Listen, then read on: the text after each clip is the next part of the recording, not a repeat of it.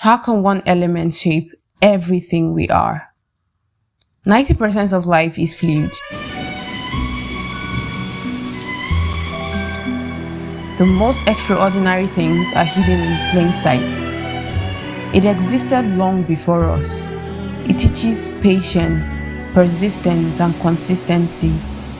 Without it, nothing moves, nothing lives. Let me explain.